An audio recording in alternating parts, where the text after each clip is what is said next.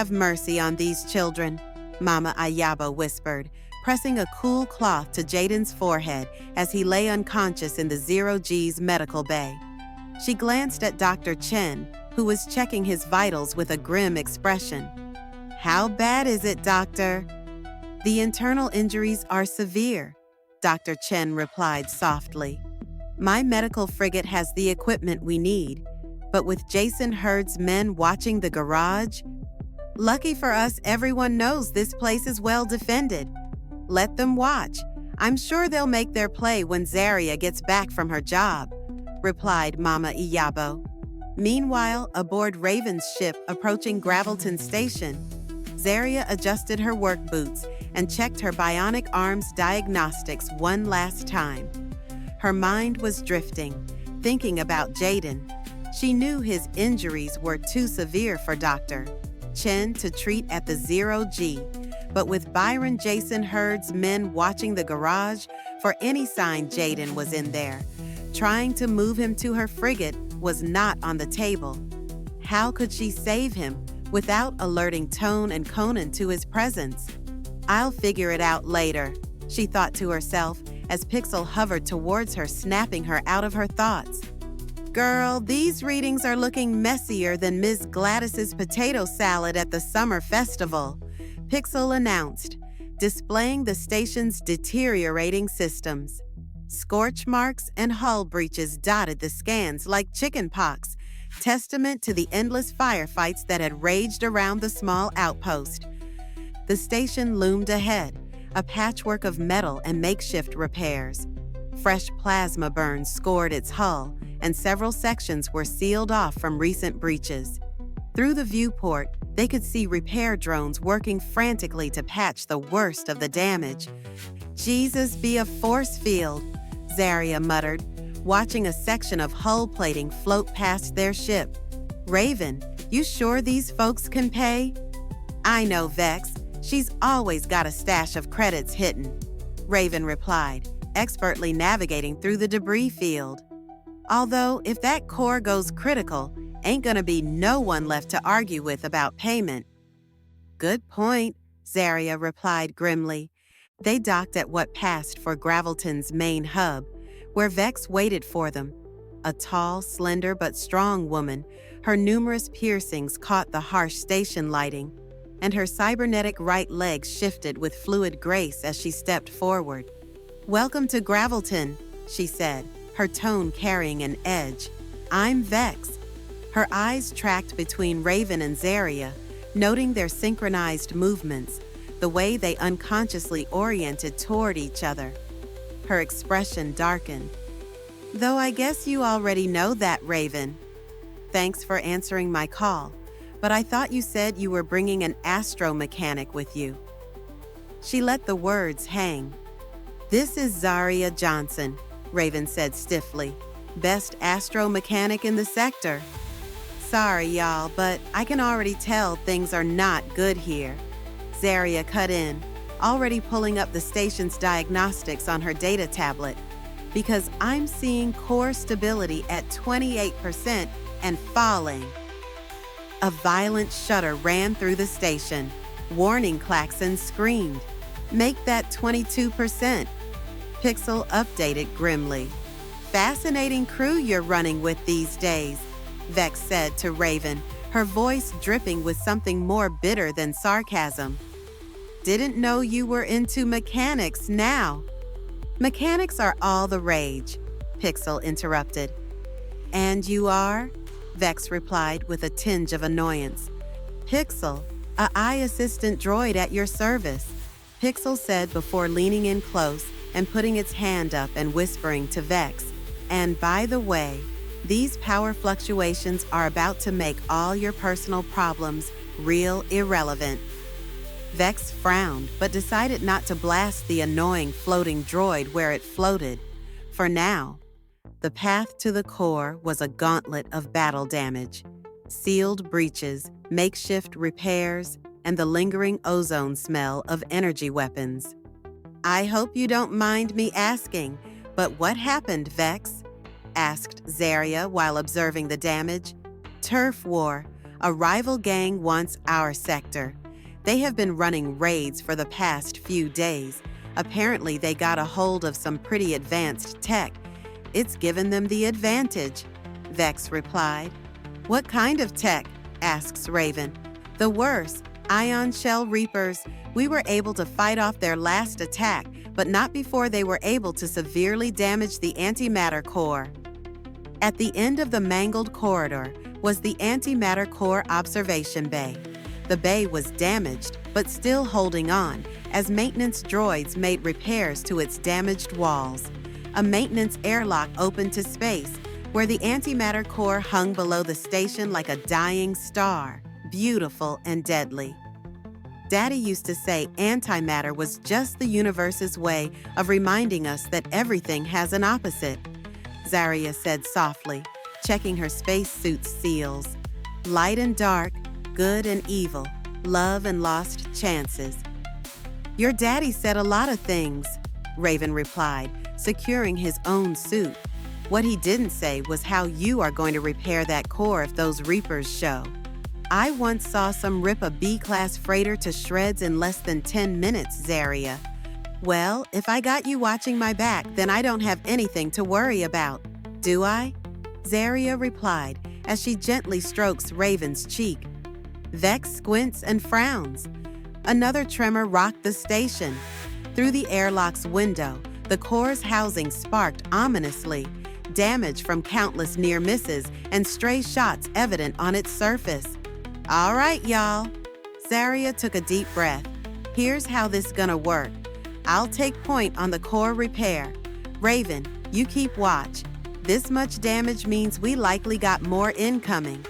Vex, you monitor the station systems and keep our exit clear. We go in, we do the work. We get out before my mama has to add us to her prayer list.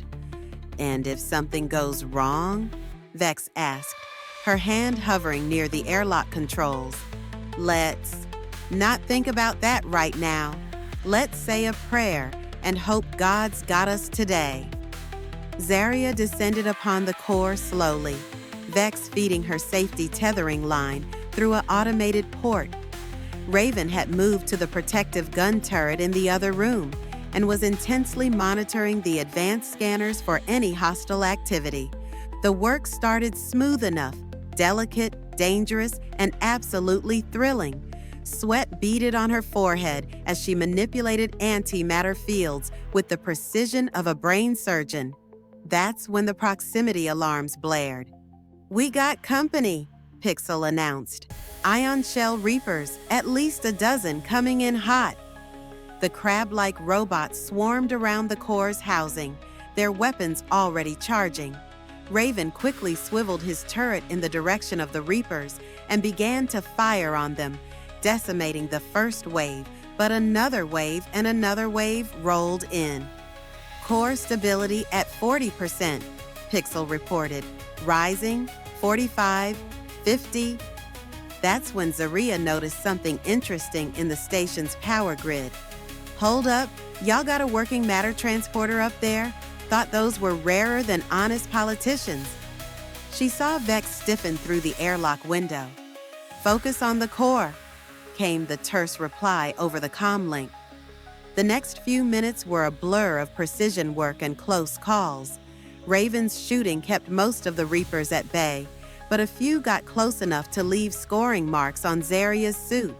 She was so focused on the final calibrations that she almost missed the slight tension in her tether. Almost. The line snapped with surgical precision, and for a moment, Zaria felt the cold embrace of space reaching for her. But her daddy didn't raise no fool. Her bionic arm transformed, electromagnetic fields activating just as she'd designed them, and she stuck to the core's housing like a barnacle to a ship's hull. Pixel, she said calmly, remember that override sequence we found in that junked Reaper last month? Girl, you ain't about to. Watch me. The nearest Reaper stuttered, its lights flickering from red to green.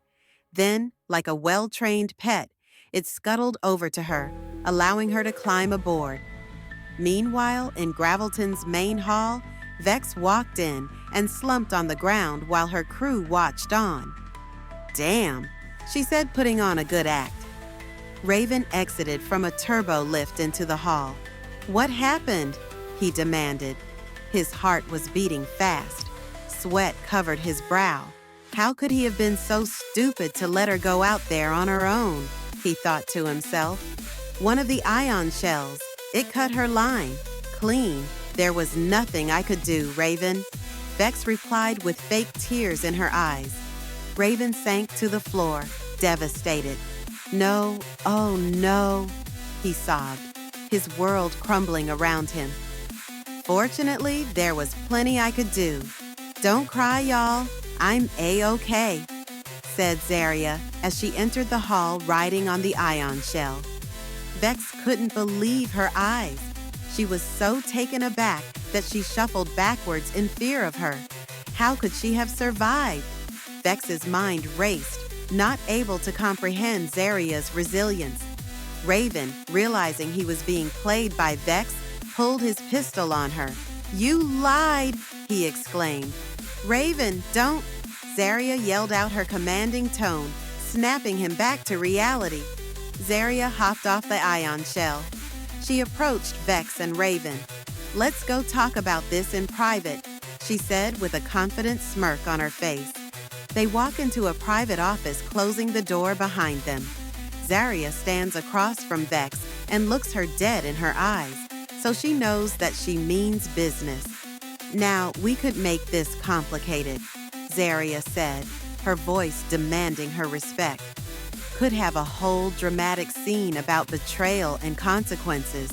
Or," she smiled, sweet as Sunday punch, "we could talk about how that core is now running at optimal capacity, protected by a force shield that'll keep both your crews from damaging it again. All I want in return is to use that transporter you got hidden away." Vex looked at Raven. "I've only seen you get that mad once before, Raven. She must really be remarkable." "More than you'll ever know," Raven shot back. "Fine, the transporter is yours, engineer." Zaria flashed a devilish smile. Meanwhile, back at the 0G, Mama Iyabo was living through her own kind of hell. Jaydon laid in the bed, his breathing shallow while Dr. Chen checked his vitals. Mama Iyabo loved Jaydon. She had helped his grandmother raise the boy. She always knew he and Zaria were gonna someday explore being a couple. She also knew it was doomed, but she had to let them find out themselves. She never told Zaria, but she had long forgiven Jaydon for what happened to her daughter on that night, and that she prayed for him to clean up his act. She was so happy and surprised when he sent her a message that he had been elected the governor of Titan's Hope. She just knew it was the beginning of a bright new chapter in his troubled life. She shook her head as she should have known there were strings attached. With Jaydon, there were always strings attached. She prayed for him, but even she wasn't sure if he had finally written too many checks that his butt couldn't cash. "Lord, give me strength," Mama muttered, her anxiety taking over. That's when Zaria and Raven materialized in the middle of the medical bay, their sudden appearance making Mama clutch her pearls. "Dr. Chen," Zaria said quickly, "prep Jaydon for emergency transport. Pixel, prepare to transport us to Dr. Chen's frigate." Zaria continued into her comm link on her cybernetic arm. Dr. Chen quickly set up a portable monitoring system to manage Jaydon's vitals. "Matter transport in his condition is extremely risky, Zaria," she says with a concerned look in her eye. "That's why I'm not risking transporting him directly to Titan's Hope. I figure if we can move him to the medical bay on your frigate, we have a better chance of stabilizing his wounds and saving his life." "What about herdsmen?" asks Dr. Chen. "We'll be in space by the time those vultures figure things out." Zaria replies with a sly smile. "Child, you better explain," began Mama Iyabo. "Later, Mama. Promise," Zaria replied. "Pixel, you got the coordinates for Dr. Chen's frigate?" Aboard the Gravelton Pixel, input the coordinates into the transporter's computer. Got 'em, boss lady. Locking on to all of you now. And initiating transport. The transporter immediately digitized everyone in the room and safely transported them to Dr. Chen's med bay. Their appearance surprised Dr. Chen's team, who were not expecting them to just materialize out of nowhere. Still, they were able to gather themselves and get Jaydon stabilized.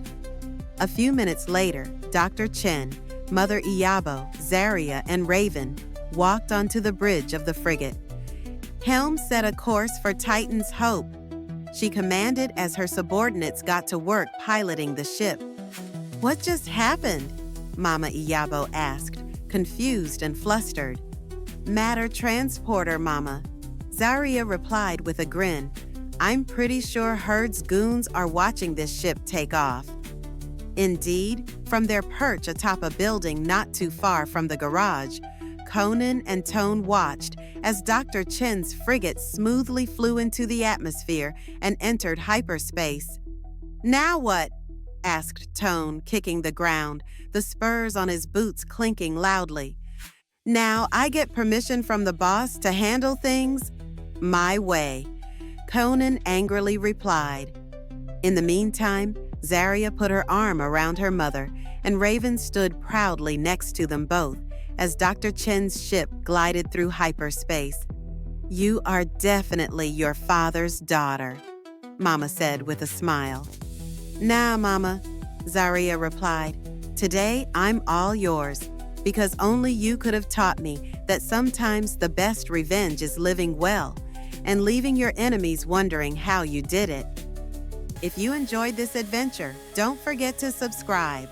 Until next time, remember that the 0G is more than just a garage, and Zaria and Pixel are always on the job.